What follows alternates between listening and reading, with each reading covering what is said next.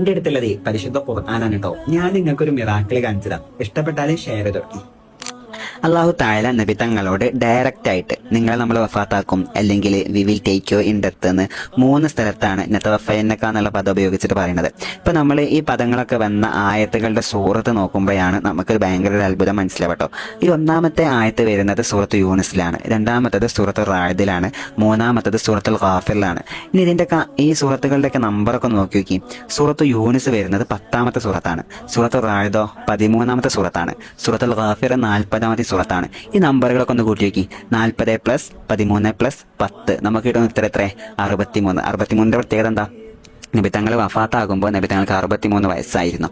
അപ്പോൾ ഈ നതവഫയന്നക എന്നുള്ള പദം വന്ന സൂറത്തുകളുടെ നമ്പറുകൾ പരസ്പരം കൂട്ടി നോക്കുമ്പോൾ നമുക്ക് കിട്ടുന്നത് നബി തങ്ങൾ വഫാത്താകുമ്പോൾ നബി തങ്ങളുടെ വയസ്സ് എത്ര ആയിരുന്നു എന്നാണ്. സുബ്ഹാനല്ലാഹ്. അതോടുകൂടി കഴിഞ്ഞിട്ടില്ല. ഈ 3 സൂറത്തുകളുടെ നമ്പർ നബി തങ്ങളുടെ ജീവിതത്തിലെ 3 പ്രധാനപ്പെട്ട കാലഘട്ടങ്ങളെയാണ് ഡിവൈഡ് ചെയ്യുന്നത്. സൂറത്ത് യൂനിസ് 10ാമത്തെ സൂറത്താണല്ലോ. 10ന്റെ പ്രത്യേകത എന്താ? നബി തങ്ങൾ മദീനയിൽ ജീവിച്ചത് 10 വർഷമാണ്. പിന്നെ സൂറത്ത് റായിദ് 13ാമത്താണ്. 13ന്റെ പ്രത്യേകത നബി തങ്ങൾ നുബുവത്ത് കിട്ടിയ ശേഷം മക്കയിൽ ജീവിച്ചത് 13 വർഷമാണ്. പിന്നെ സൂറത്തുൽ ഗാഫിർ 40ാമത്താണ്. 40ന് പ്രത്യേകത ഉണ്ട്. നബി തങ്ങൾക്ക് നുബുവത്ത് കിട്ടുമ്പോൾ, അതായത് നുബുവത്ത് കിട്ടുന്നതിന്റെ മുമ്പ് നബി തങ്ങൾ മക്കയിൽ ജീവിച്ചത് 40 വർഷമാണ്. സുബ്ഹാനല്ലാഹ്. ഖുർആനിൽ എത്ര അത്ഭുതങ്ങളാണല്ലേ. ഈ ആയത്തുകളിൽ തന്നെ ഇനിയും മാത്തമാറ്റിക്കൽ മിറാക്കിൾസ് ഉണ്ട്. നിങ്ങൾക്ക് അറിയാവുന്നതാണെങ്കിൽ ഈ ആയത്തുകളിലോ അല്ലെങ്കിൽ വേറെ ഏതെങ്കിലും